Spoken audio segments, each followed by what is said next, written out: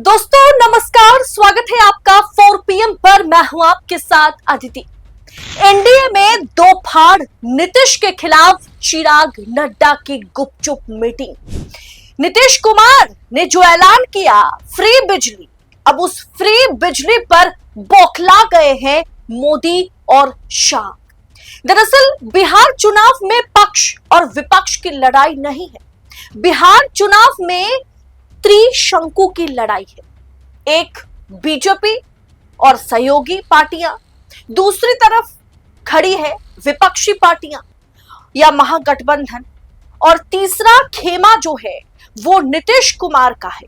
नीतीश कुमार खुद है।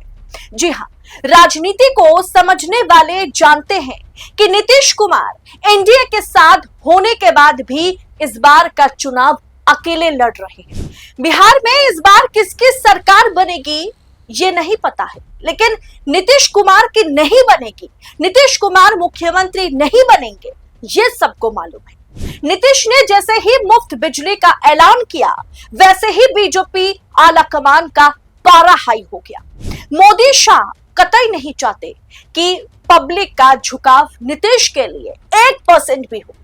इसीलिए जब नीतीश कुमार ने मुफ्त बिजली पर विचार किया तो इसका समर्थन भाजपा के कोई भी मंत्री, कैबिनेट के कोई भी सदस्य ने नहीं किया।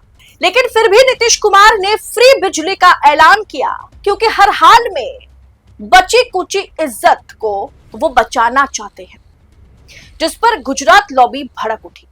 चिराग पासवान को एक्टिव कर दिया गया, चिराग पासवान को नीतीश के पीछे लगा दिया गया, चिराग पासवान को दिल्ली बुला लिया गया और गुपचुप मीटिंग जो है वो दिल्ली में जेपी नड्डा से चिराग पासवान गुपचुप तरीके से मिले।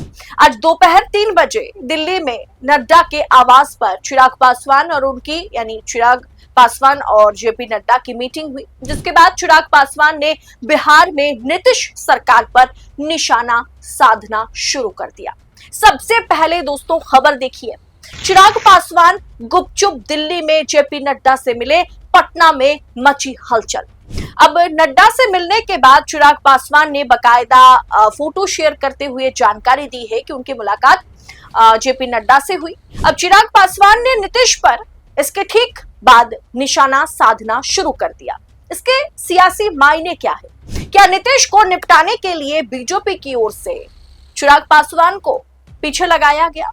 दरअसल वाकई नीतीश कुमार को खत्म करने के लिए, निपटाने के लिए बीजेपी की ओर से सबसे ज्यादा अगर बीजेपी को कोई मदद कर सकता है वो चिराग पासवान है। खबर देखिए क्या है। केंद्रीय मंत्री और लोजपा के अध्यक्ष चिराग पासवान ने गुरुवार को नई दिल्ली में गुपचुप तरीके से बीजेपी अध्यक्ष जेपी नड्डा से मुलाकात की।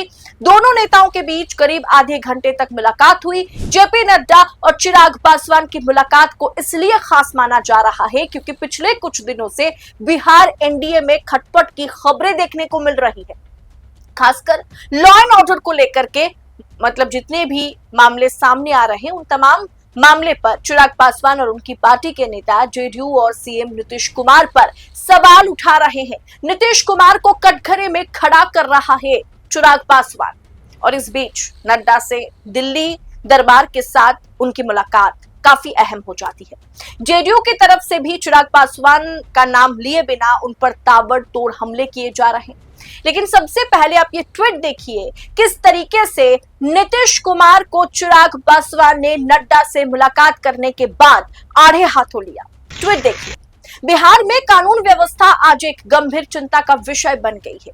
प्रतिदिन हत्याएं हो रही है, अपराधियों का मनोबल आसमान पर है, पुलिस प्रशासन की कार्यशैली समझ से परे है। आज पटना के रिहायशी इलाके में स्थित पारस अस्पताल के अंदर घुसकर अपराधियों द्वारा सरेआम गोलीबारी की घटना इस बात का प्रमाण है कि अपराधी अब कानून और प्रशासन को सीधी चुनौती दे रहे हैं।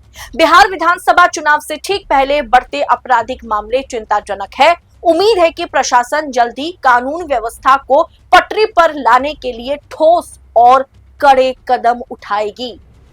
यानी नीतीश कुमार जो दावा करते हैं कि जंगल राज को उन्होंने खत्म किया, जो मोदी दावा करते हैं कि जंगल राज बिहार में नीतीश के आने के बाद खत्म हुआ, लालू राज खत्म होने के साथ साथ जंगल राज खत्म हो गया, जब नीतीश के साथ मोदी गठबंधन में आ रहे थे तब इसी तरीके की बातें की जा रही थी। लेकिन अब यही कहा जा रहा है कि अब जंगल राज फिर से वापस आया है, लॉ एंड ऑर्डर की धज्जियां उड़ाई जा रही है, कानून व्यवस्था सुस्त नजर आ रही है, सरकार कुछ नहीं कर रही है।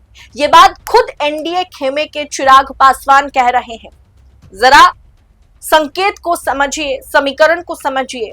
आज दोपहर 3 बजे चिराग पासवान और नड्डा की मुलाकात होती है और ठीक 4:04 पर इस ट्वीट को चिराग पासवान की ट्विटर हैंडल से, एक्स हैंडल से पोस्ट किया जाता है, जहां चिराग पासवान ने जिस लहजे में नीतीश कुमार की सरकार पर सवाल दागे हैं।